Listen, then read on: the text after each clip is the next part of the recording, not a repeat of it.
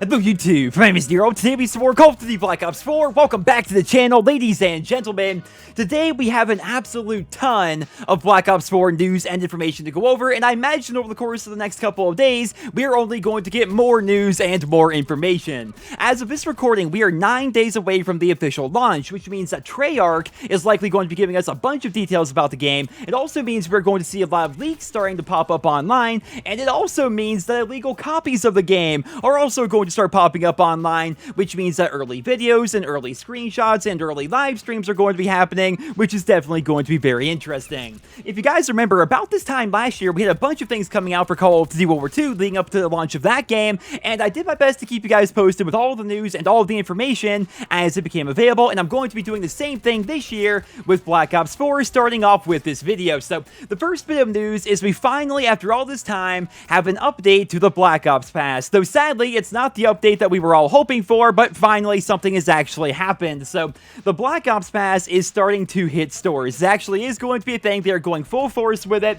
and it's looking like it's going to be valued at about $50, just like all the other season passes from previous years, and this is pretty much the nail in the coffin, right? I mean, a lot of us were holding on to hope that at some point something was going to happen to the Black Ops Pass and that maybe Activision would have a change of heart, but it doesn't look like that's going to be the case. The Black Ops Pass is indeed hitting stores. It's going to be valued at about $50, and most retailers are confirming that it's going to be available on launch day, October 12th. Now, it's important to remember that the Black Ops Pass has not changed whatsoever since it was officially revealed, but they have changed up how they're going to be handling the exclusivity deal this year as compared to previous years. If you guys don't know, PlayStation fans will still get access to the Black Ops Pass content as well as all the other content before Xbox and PC fans, but this year it's going to be 1 week early as compared to 30 days early like in previous years. We still have no idea what's going on with the microtransactions in this game, because now we know that the Black Ops Pass is indeed going to be a thing and it's going to be hitting stores.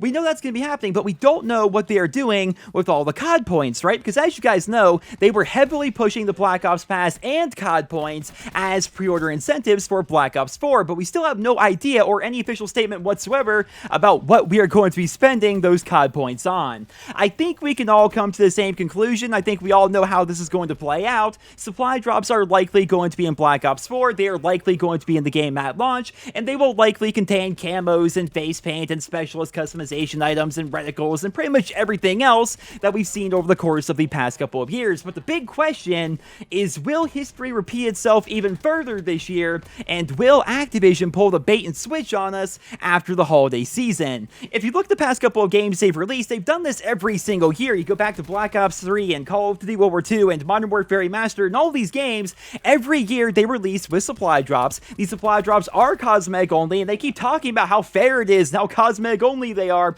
but then after the holiday season, that all gets thrown out the window and they start locking weapons behind supply drops. This could actually be the year. Who knows? This may actually be the year where that trend ends, but then again, this is Activision we're talking about here, right? So I'm not really holding my breath, but I'm very interested to see how things are going to play out this year. I mean, things are a little bit different. They are changing up the content that we get with the Black Ops Pass to an extent. They are also, of course, changing up the exclusivity deal, so maybe microtransactions are also going to be different, but who knows? We really have no idea. They haven't mentioned it one way or the other, so we're basically left to speculate. Let's go ahead and move away from that now. Let's move away from talking about content that's going to be added to the game later on and focus on the content that's actually going to be there at launch. So, as you guys know, Treyarch recently revealed via their trailer that 2 brand new maps are going to be available in the game. For a while, we had no idea what these maps were called or what they were going to be like until Treyarch decided to reveal on Twitter that one of those maps was actually called Morocco. Just looking at this footage here, it reminds me quite a bit of Favela from Modern Warfare 2 and District from Call of Duty 4,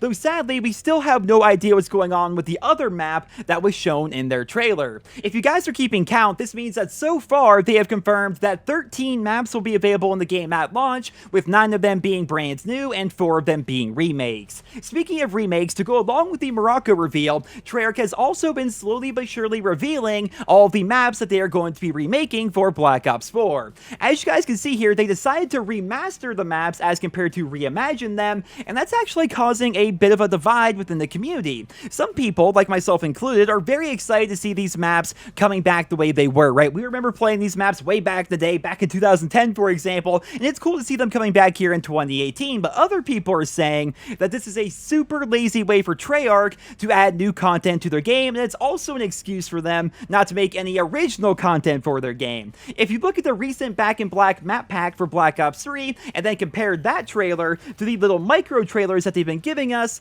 it's clear that the maps are virtually identical, right? They're basically selling to everybody in Black Ops 4 the same maps that they gave PlayStation fans as a pre-order bonus, right? They're recycling that same content, basically. But don't get me wrong, once again, I'm personally super excited about these maps because I played these maps back when they were original and back when they were actually new, but I think we can all agree that having 9 original maps at launch feels a bit off, especially for a game that is said to have the most expansive multiplayer in the history of the franchise. Also, if you look at the fact that it has 9 original maps at launch so far, which is the same amount of maps we saw in Call of Duty World War II, you can see why it's leaving such a bad taste in people's mouths. You then look at other games like Black Ops 1 and Black Ops 2, each of those games had 14 maps in the game at launch, and the only remake between the two of them was Nuketown and Black Ops 2. Like, we were getting a lot of original content in the old Black Ops games, but now we're only getting 13 maps at launch. So far, again, things could change between now and launch, but so far we're getting 13 maps, and only 9 of them are original. Then you couple in the fact that we got to play a lot of them during the beta. Like, I like that they give us beta maps, I like that they let us play with them so much, but we played on those 6 maps to death during the beta, right? And of course, the remake maps have been in COD for a very long time, so for all intents and purposes, we only have 3 new map experiences set for the launch of Black Ops 4, which may cause burnout the same way that we saw back during Call of Duty World War II. I would love to hear what you guys think about that down there in the comment section below. What are your thoughts and opinions on the map count so far and the maps that we are going to see in Black Ops 4? Keep in mind, they are going to be giving us a steady stream of content updates, both from the Black Ops Pass as well as free content updates as well, but it seems like a lot of those maps are also going to be remakes, so I wonder, what exactly do they have planned for Black Ops 4? I think best case scenario, they should give us like 12 maps, original maps that is, at launch with the remakes thrown on top of it. I think that would make pretty much everybody happy. Like, imagine having 16 maps at launch, with 12 of them being brand new and 4 of them being remakes, and then having more remakes coming later on down the pipeline, like of course Nuketown, which is confirmed to be coming out in November. I think that would be the best way to go about things, but it seems like they may be trying to space out their content a bit more to fill out the entire schedule. Keep in mind, they are trying to update this game for 3 straight years, and maybe as a result of that, they're going to give us less maps at launch so they can give us more maps over time as free content updates. I suppose we're going to have to wait and see how it plays out, ladies and gentlemen, but for right now, let's move away from multiplayer and start talking about Blackout a little bit, because we have 2 very important updates to the Blackout game mode. So David Vonderhaar, who needs no introduction here on this channel, he revealed on his Twitter yesterday that armor has been nerfed based on community feedback, and they are very happy with the results. Of course, we have no official statement on what exactly they did to the armor. We don't know if they nerfed all the armor or just tier 3, or if they made tier 3 spawn less often, or if they made tier 2 armor spawn more. We have no idea what they actually did, but they apparently nerfed the armor. They're very happy with the results, and they think we as a community are also going to be very happy, which is pretty tough to pull off. Obviously, the COD community is a very fickle bunch, but a lot of people did not like the armor that we saw during the Blackout beta. For me personally,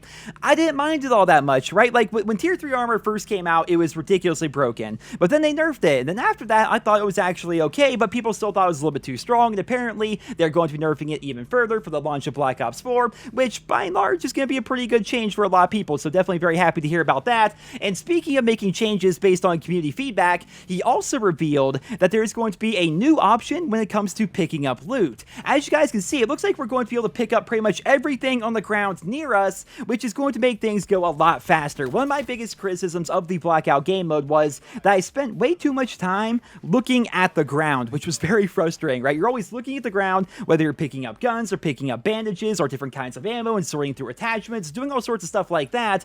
If they could find a way to streamline that entire process, I think the game mode would be much better as a result. But keep in mind, I already think the game mode's really good, but it'd be better if they could actually do that, right? And it looks like they're going to try to achieve that with this new option that they plan to have in the game for launch, which I'm pretty excited about. But ladies and gentlemen, that is pretty much all the news I have for you guys here in this video. Like I said, there's likely going to be a lot of updates and a lot of information coming out over the course of the next week or so, both both real and fake. Keep in mind, this time of year is like the Super Bowl for people who want to start posting fake leaks online, but as always, I will keep you guys posted with as much credible information as humanly possible. But until then, I hope you enjoyed this video. Leave your thoughts and feedback down there in the comment section below, and I hope you guys all have a wonderful day.